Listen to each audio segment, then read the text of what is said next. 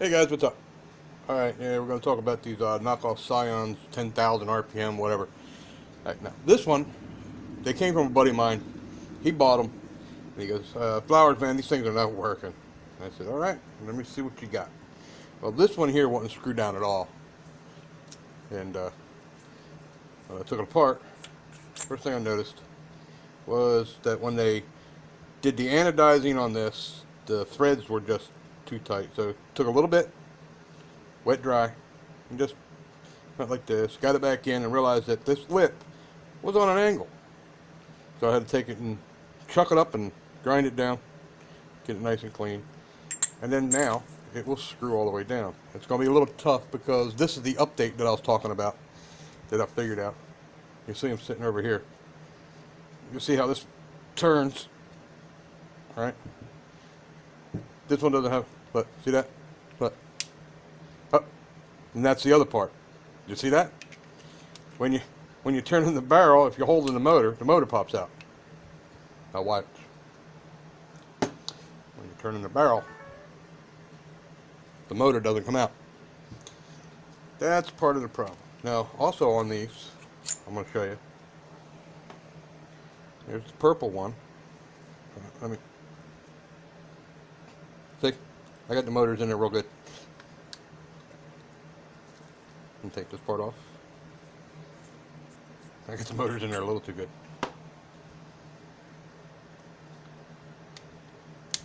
There we go. See? Look at this. Same machines. He said from the same person that he bought them from, you know, overseas, China.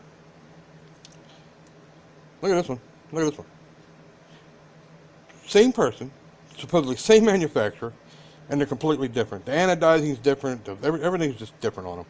The motors are the same. The internals are the same. But right up in here, they're different. Now, here's the changes that I've made.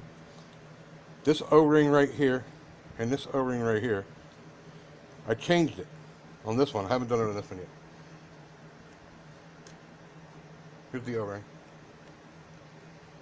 I take this one off and I put in a number 40. It's 3/4 OD with a 5/8 ID, and it's a 1/16 of an inch. And what that did was, you'll notice when it hits there, see how tight.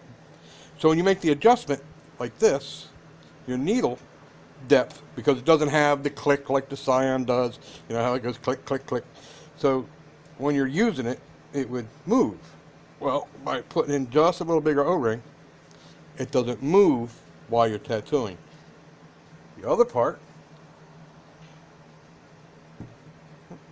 because we're going to go through that change, the other part is this O-ring. And this O-ring is a 3/4 OD with a 9/16 ID, and it's a 3/32. And that one went right here. You can barely see the difference, but the difference is like night and day. Watch. It goes in, and when you turn, look, just pops right out. You saw it with the barrel. You saw how hard this was to come out. This goes in and locks down. So when you turn the, look at this. Watch this. So this now is, so when you're holding it and you're tattooing it, nothing comes apart in your hand. This one just pops apart. And when you turn the barrel, see? You don't want that. And the barrel just turns. So when you're tattooing, there, see? So this one won't do that.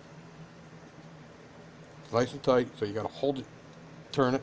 So when you set your needle depth, it'll stay. When you set your needle depth on this, it just moves too easy. Now we'll go into a few things on them. Set that.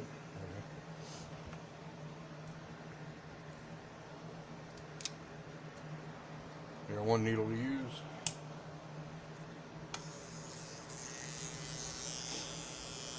Here.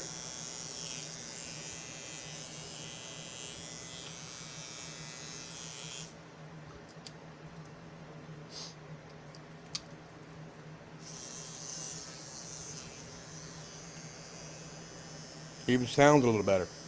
It's not loose anymore. It's not, and it runs pretty good. Yeah, it puts marks in wood. Alright, so here's how we do it. Take this part, pop the motor off. Pop! A little too easy.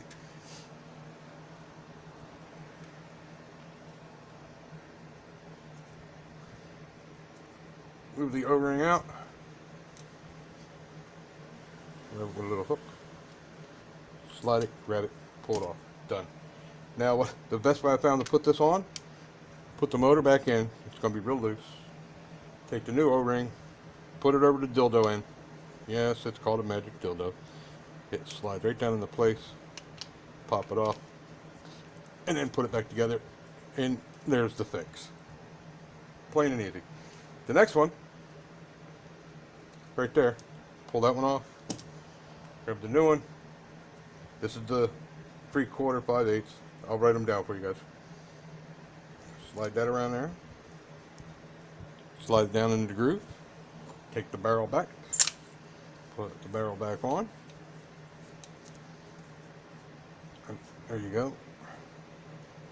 Now when you're tattooing, it won't move. Take these. Junk. Now you heard this machine running before, right? Here. Ready? Press the changeover. There you go. Smooth the running, don't make a bunch of lack, and you can adjust and it'll stay. The motor doesn't pop off. Runs great. High voltage on these is for one reason. They got to build up torque. And it's spinning, it's building up that hit. At lower RPM, it doesn't build any torque, just like in a car. Higher RPM, more torque, better reaction. So a rotary is going to run a little bit more voltage, a lot bit. I could probably turn this down a little bit, but why bother? So here's the O-ring again. This one is for the barrel, which is the grip. This one for the motor, which doesn't pop off on your hand while you're tattooing. And that's about it for this, and then they work great now. Well, as good as what they are and where they're from.